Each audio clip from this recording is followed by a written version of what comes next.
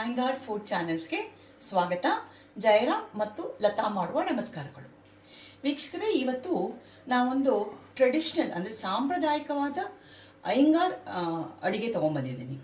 ಅದೇನೆಂದರೆ ಒರಳೋಗರೆ ಅಂತಾರೆ ಅಥವಾ ಆಟಿನ ಒಗರೆ ಅಂತಾರೆ. ಇದು ನಮ್ಮಲ್ಲಿ ಸುಮಾರು ವರ್ಷಗಳಿಂದ ಮಾಡ್ತಾ ಬಂದಿದ್ದಾರೆ. ಪ್ರತಿಯೊಂದು ಮದುವೆ ಆಗಲಿ ಇಲ್ಲ ಮನೇಲಿ ಒಂದು ಸಂಭ್ರಮವಾಗಲಿ ಯಾವ ಟೈಮಲ್ಲಾದರೂ ಇದನ್ನು ಮಾಡ್ತಾ ಇರ್ತಾರೆ. ಸೊ ಅದನ್ನು ಹೇಗೆ ಮಾಡಬೇಕಂತ ಇವತ್ತು ನಾನು ನಿಮಗೆ ಸಂಕ್ಷಿಪ್ತವಾಗಿ ತಿಳಿಸ್ತೀನಿ. ನಮ್ಮ ಅಯ್ಯಂಗಾರ್ ಫುಡ್ಸ್ ಚಾನಲ್ಸ್ ಯಾರ್ಯಾರು ನೋಡ್ತಾ ಇದ್ದೀರೋ ಎಲ್ಲರೂ ನಮ್ಮ ಚಾನಲ್ನ ಪೂರ್ತಿ ನೋಡಿ, ವಿಡಿಯೋ ಮಿಸ್ ಮಾಡಬೇಡಿ. ಲೈಕ್ ಮಾಡಿ, ಶೇರ್ ಮಾಡಿ, ಸಬ್ಸ್ಕ್ರೈಬ್ ಮಾಡಿ ನಿಮ್ಮ ಸಪೋರ್ಟ್ ನಮಗೆ ತೋರಿಸಿ. ಈಗ ಮಾಡೋದು ನೋಡೋಣ.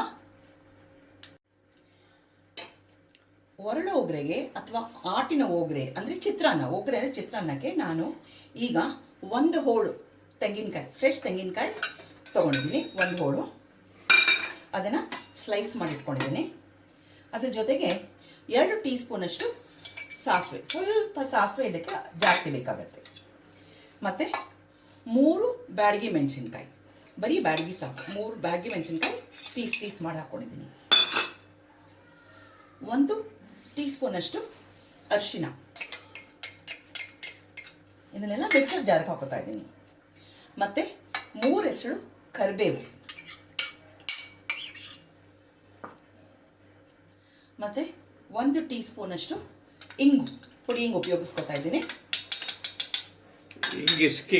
ಎಸ್. ಮತ್ತು ಬೆಲ್ಲ. ಈ ಬೆಲ್ಲ ಯಾಕೆ ಹಾಕ್ತಾ ಇದ್ದೀನಿ ಅಂದರೆ ಇದಕ್ಕೆ ನಾನು ಹುಣಸೆಹಣ್ಣು ಹಾಕೋತಿದ್ದೀನಿ. ಈ ಹುಣಸೆಹಣ್ಣು ಇಲ್ಲದೆ ಈ ಚಿತ್ರಾನ್ನ ರೆಡಿ ಆಗೋದಿಲ್ಲ. ಸೊ ಹುಣಸೆಹಣ್ಣು ಹಾಕಿದಾಗ ಬೆಲ್ಲ ಹಾಕಿದ್ರೆ ನಿಮಗೆ ಟೇಸ್ಟ್ ಚೆನ್ನಾಗಿ ಬರುತ್ತೆ ಅಂತ ಒಂದು ನಿಂಬೆಹಣ್ಣು ಗಾತ್ರದಷ್ಟು ಹುಣಸೆಹಣ್ಣನ್ನ ಕ್ಲೀನಾಗಿ ತೊಳ್ಕೊಂಡು ನೀರಲ್ಲಿ ನೆನೆಸಿಟ್ಕೊಂಡು ಮೆತ್ತಗೆ ಮಾಡಿಟ್ಕೊಂಡಿದ್ದೀನಿ. ಈಗ ಈ ಹುಣಸೆಹಣ್ಣನ್ನು ಇದಕ್ಕೆ ಸೇರಿಸ್ಕೊತೀನಿ. ಈಗ ಇದನ್ನು ಸೇರಿಸ್ಕೊಂಡ್ಬಿಟ್ಟು ಎಲ್ಲದನ್ನು ತರಕಾರಿಯಾಗಿ ರುಬ್ಕೊಂಡ್ಬಿಡೋಣ. ರುಬ್ಕೊಂಡ್ಬಂದು ಮತ್ತೆ ನಿಮ್ಮನ್ನು ಭೇಟಿ ಆಗ್ತೀನಿ.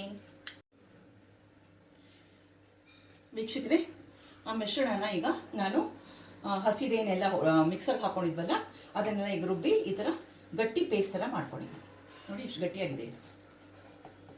ಓಕೆ, ಇವಾಗ ಇದನ್ನು ಒಂದು ಪಕ್ಕಕ್ಕೆ ಇಟ್ಬಿಟ್ಟು ಚಿತ್ರಾನ್ನಕ್ಕೆ ಒಗ್ಗರಣೆ ಮಾಡ್ಕೊಂಬಿಡೋಣ. ನಾನು ಒಂದು ಅರ್ಧ ಪಾವಷ್ಟು ಅನ್ನ ಮಾಡಿದ್ದೀನಿ. ದಿನ ಬಳಸೋದನ್ನ ಸೋನಾ ಮಸೂರಿ ಏನು ಅಕ್ಕಿ ಇದೆಯಲ್ಲ ಅದನ್ನೇ ಉಪಯೋಗಿಸ್ತೀನಿ. ಅರ್ಧ ಪಾವಷ್ಟು ಮಾಡಿ ಆರಿಸಿಟ್ಕೊಂಡಿದ್ದೀನಿ. ಇವಾಗ ಇದಕ್ಕೆ ಒಂಚೂರು ಒಗ್ಗರಣೆ ರೆಡಿ ಮಾಡ್ಕೊಂಬಿಡೋಣ. ಚಿತ್ರಾನ್ನಕ್ಕೆ ಒಂದು 3 ಟೀ ಸ್ಪೂನಷ್ಟು ಎಣ್ಣೆ ಹಾಕೋತಾ ಇದ್ದೀನಿ.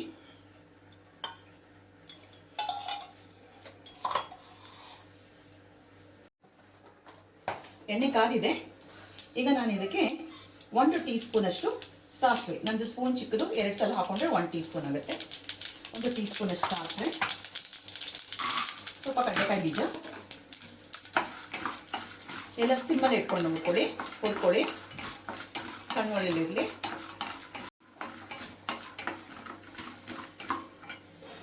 1 ಟೀ ಸ್ಪೂನಷ್ಟು ಕಡಲೆಬೇಳೆ ಮತ್ತು 1 ಟೀ ಸ್ಪೂನಷ್ಟು ಉದ್ದಿನಬೇಳೆ ಇಷ್ಟು ಹಾಕ್ಕೊಂಡು ಚೆನ್ನಾಗಿ ಹುರ್ಕೊಳ್ಳೋಣ. ಮತ್ತು 2 ಬ್ಯಾಡಗಿ ಮೆಣಸಿನ್ಕಾಯಿ ಮತ್ತು 1-2 ಎಸಳು ಕರಿಬೇವು.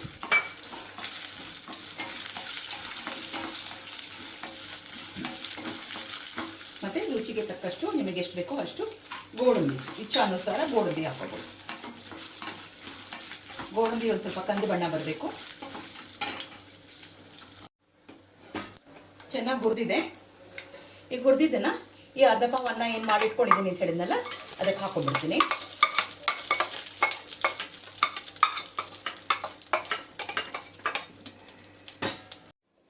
ಈಗ ಅದೇ ಬಾಣಲೆಗೆ ನಾವೇನು ರುಬ್ಬಿಟ್ಟಿದ್ದ ಮಿಶ್ರಣ ಇದೆಯಲ್ಲ ಅದನ್ನು ಹಾಕ್ಕೊಂಡು ಬಾಡಿಸ್ಕೊಂಡ್ಬಿಡೋಣ.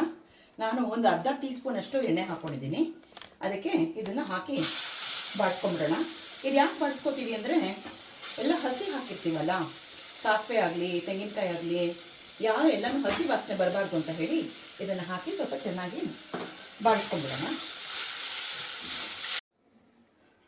ರುಬ್ಬಿದ ಮಿಶ್ರಣನ ಚೆನ್ನಾಗಿ ಬಾಡಿಸ್ಕೊಂಡಿದ್ದೆ. ಆರಿದೆ ಕೂಡ ಇವಾಗ ನೋಡಿ, ಕೈಯಲ್ಲಿ ಹಿಡ್ಕೊಡ್ತಾ ಇದ್ದೀನಿ ಬಾಣಲೆನ, ಅಂದರೆ ಪೂರ್ತಿ ಆರಿದೆ ಅಂತ. ಇದನ್ನು ಇವಾಗ ಅನ್ನದ ಮೇಲೆ ಹಾಕೊಂಡ್ಬಿಡ್ತೀನಿ. ಪೂರ್ತಿ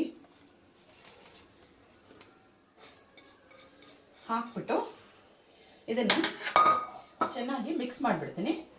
ಮಿಕ್ಸ್ ಮಾಡಿಬಿಟ್ಟು ರುಚಿಗೆ ತಕ್ಕಷ್ಟು ಉಪ್ಪು, ಕೊತ್ತಂಬರಿ ಸೊಪ್ಪು. ಉಪ್ಪನ್ನು ಇವಾಗಲೇ ಸೇರಿಸ್ಕೊತೀನಿ. ಒಂದು ಸ್ಪೂನ್ ಕೊಡಿ. ರುಚಿಗೆ ತಕ್ಕಷ್ಟು ಉಪ್ಪು ಕಡೆದಾಗ ಸೇರಿಸ್ಕೊಂಡ್ರೆ ಒಳ್ಳೆಯದು, ಯಾಕಂದರೆ ನಮಗೆ ಪ್ರಮಾಣ ಕರೆಕ್ಟಾಗಿ ಗೊತ್ತಾಗುತ್ತೆ ಇಷ್ಟು ಅಂತ ಹೇಳಿ. ಇವಾಗ ಒಂಚೂರು ಕೊತ್ತಂಬರಿ ಸೊಪ್ಪು ಹಾಕ್ಕೊಂಡು ಮಿಕ್ಸ್ ಮಾಡ್ಕೊತೀನಿ. ಆಮೇಲೆ ಎಲ್ಲ ಆದಮೇಲೆ ಮತ್ತೆ ಇನ್ನೊಂದು ಸ್ವಲ್ಪ ಕೊತ್ತಂಬರಿ ಸೊಪ್ಪು ಎಲ್ಲ ಪೂರ್ತಿ ಮಿಕ್ಸ್ ಮಾಡಿ ಮತ್ತೆ ನಿಮ್ಮ ಹತ್ರ ಬರ್ತೀನಿ. ಸೊ ನಮ್ಮ ಇವತ್ತಿನ ತಿನಿಸು ರೆಡಿಯಾಗಿದೆ.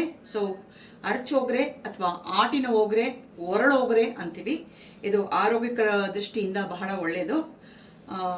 ಹುಣಸೆ ಹಣ್ಣಿದೆ, ಮತ್ತೆ ತೆಂಗಿನಕಾಯಿ ಇದೆ, ಕಡಲೆಬೇಳೆ, ಅದು ಒಗ್ಗರಣೆ, ಮಸಾಲ ಪದಾರ್ಥಗಳು ಎಲ್ಲ ರೀತಿನಲ್ಲೂ ಬಹಳ ಒಳ್ಳೇದಿದು. ಮತ್ತು ಕ್ವಿಕ್, ಬೇಗಾಗಿ ಮಕ್ಕಳಿಗಾಗಲಿ, ಹಿರಿಯರಿಗಾಗಲಿ, ಆಫೀಸ್ಗೆ ಹೋಗೋರಾಗಲಿ, ಸ್ಕೂಲಿಗೆ ಹೋಗೋರಾಗಲಿ ಬೇಗ ಮಾಡಿಕೊಂಡು ಡಬ್ಬಿಗೆ ಪ್ಯಾಕ್ ಮಾಡ್ಕೊಂಡು ಹೋಗ್ಬೋದು. ಸೊ ಎಲ್ಲರೂ ಇದನ್ನು ಖಂಡಿತ ಮನೆಯಲ್ಲಿ ಟ್ರೈ ಮಾಡಿ. ನಾವು ಸುಮಾರು ವರ್ಷಗಳಿಂದ ಮಾಡ್ತಾ ಇದ್ದೀವಿ, ಸಾಕಷ್ಟು ಜನರಿಗೆ ಗೊತ್ತಿರ್ಬೋದು, ಆದರೂ they may be some new beginners ಯಾರಾದರೂ ಇರ್ಬೋದು ಅನ್ನೋದಕ್ಕೋಸ್ಕರ ಇದನ್ನು ಮಾಡಿ ತೋರಿಸ್ತಾ ಇದ್ದೀನಿ. ಇದನ್ನು ಮನೇಲಿ ಟ್ರೈ ಮಾಡಿ ಹೇಗೆ ಬಂತು ಅಂತ ನಮಗೆ ಖಂಡಿತ ತಿಳಿಸಿ. ಇದು ಲಂಚ್ ಬಾಕ್ಸಿಗೆ ತೊಗೊಂಡೋಗ್ಬೋದು. ನಾವೆಲ್ಲ ತೊಗೊಂಡೋಗ್ತಾ ಇದ್ವಿ. ಅಫ್ಕೋರ್ಸ್ ಇವಾಗ ರಿಟೈರ್ ಆಗಿಬಿಟ್ಟಿದ್ದೀವಿ. ಇವಾಗ ಯಾರು ಬೇಕು ಅಂದರೆ ಲಂಚ್ ಬಾಕ್ಸ್ಗೆ ಮಕ್ಕಳಿಗೆ ಅಥವಾ ದೊಡ್ಡವರಾಗಲಿ, ನೋ ಏಜ್ ಬಾರ್, ಇದನ್ನು ತೊಗೊಂಡೋಗ್ಬೋದು. ಇದು ಮತ್ತು ಸಾಂಪ್ರದಾಯಿಕ ಅಡಿಗೆ. ಇದು ಸಾಂಪ್ರದಾಯಿಕ ಅಂದರೆ generally it will be healthy food. Mainly ಏನಂದರೆ ಇದರೊಳಗೆ ಉಪ್ಪು, ಹುಳಿ, ಖಾರ ಇರೋದ್ರಿಂದ ಬಾಯಿಗೆ ಬಹಳ ಆರೋಚಕವಾಗಿರುತ್ತೆ. ಯಾವಾಗ ನಾವು ತಿನ್ನೋ ತಿನಿಸು ಬಹಳ ರುಚಿಕರವಾಗಿ ಆರೋಚಕವಾಗಿದ್ರು ಆವಾಗ ನಮಗೆ ಹೆಚ್ಚು ಸ್ಫೂರ್ತಿ, ಹೆಚ್ಚು ಚೈತನ್ಯ ಬರುತ್ತೆ. ಮಧ್ಯಾಹ್ನದ ಹೊತ್ತು ಊಟಕ್ಕೆ ತೊಗೊಂಡು ಹೋಗಿ ಆಫೀಸಲ್ಲಿ ತಿಂದರೆ ಆ ಉಪ್ಪು, ಹುಳಿ, ಖಾರ ಎಲ್ಲ ಸೇರಿದ ಮೇಲೆ ಏನೋ ಒಂಥರ ಹೊಸ ಸ್ಫೂರ್ತಿ ಬರುತ್ತೆ. ಸೊ ಎಲ್ಲರೂ ಮಾಡಿ ಮನೆಯಲ್ಲೂ ತಿನ್ನಿ, ಡಬ್ಬಿಗಳಿಗೂ ತೊಗೊಂಡು ಹೋಗಿ, ಮತ್ತು ಹೇಗೆ ಬಂತು ಅಂತ ಹೇಳಿ ನಮಗೆ ತಿಳಿಸಿ. ಇಷ್ಟು ಹೇಳಿ ಜಯರಾಮ್ ಮತ್ತು ಲತಾ ಸೈನ್ ಆಫ್ ಮಾಡ್ತಾ ಇದ್ದೀವಿ. ಅಷ್ಟವರೆಗೂ ಎಲ್ಲರಿಗೂ ನಮಸ್ಕಾರಗಳು ಆ್ಯಂಡ್ ವಂದನೆಗಳು.